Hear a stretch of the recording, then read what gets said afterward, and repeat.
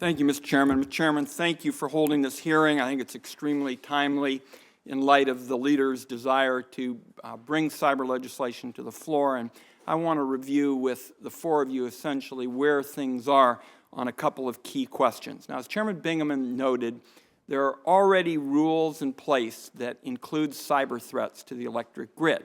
And that, of course, was launched years ago.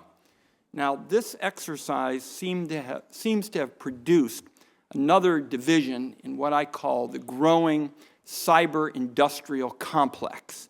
And for years now, the Federal Energy Regulatory Commission and the North American Electric Reliability Corporation, private companies, and lots of lawyers have shuffled paper back and forth.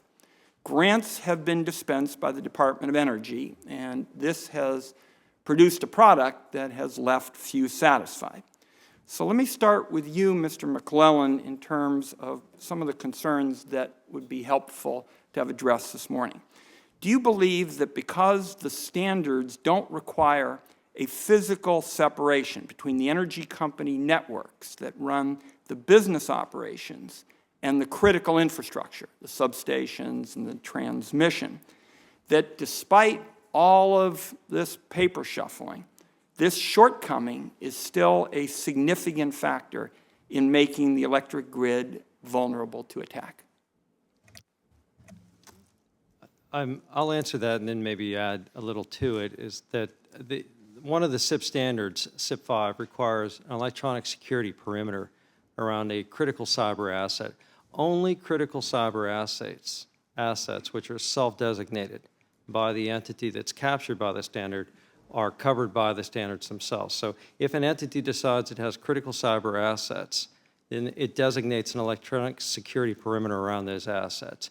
If the business systems are connected to the critical cyber asset, be they SCADA systems or whatever the control systems are, then those business systems theoretically fall within that electronic security perimeter. So if they're interconnected, if they work together, if they can't be separated, the assumption I would have is that they would both be included within that ESP and physically protected. But the bottom line is the networks don't have to be separate. Is that correct?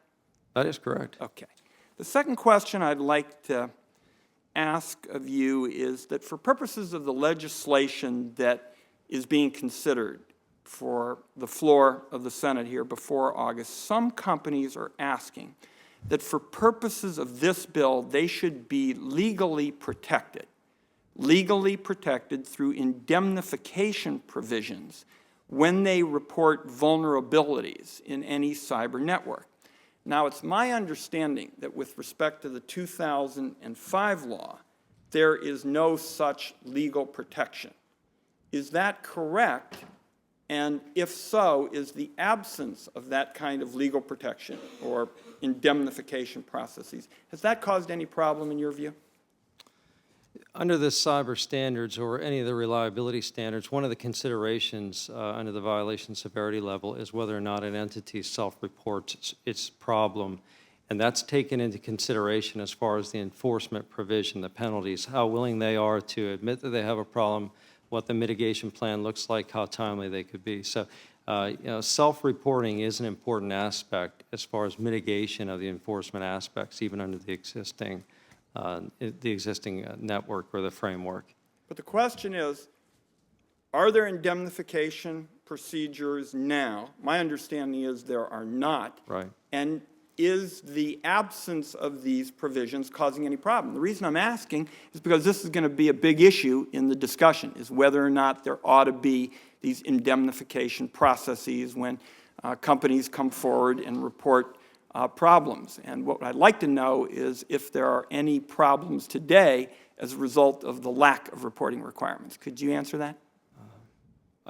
I guess I would answer it by saying that the self-reporting requirements, the enforcement provisions and the existing standards are important. And if it's not a standard that compels action, then it's not something that you can assure happens. Information exchange, alerts, advisories, essential actions can be helpful. But at the end of the day, if there's no enforcement provision, it there's no teeth behind the I'll measures. try one more time. Do you think indemnification procedures are needed for purposes of this bill that's going to be considered for the floor before August? Yes or no? I'm just not prepared to comment on that. I'm sorry. Okay. Thank you, Mr. Chairman.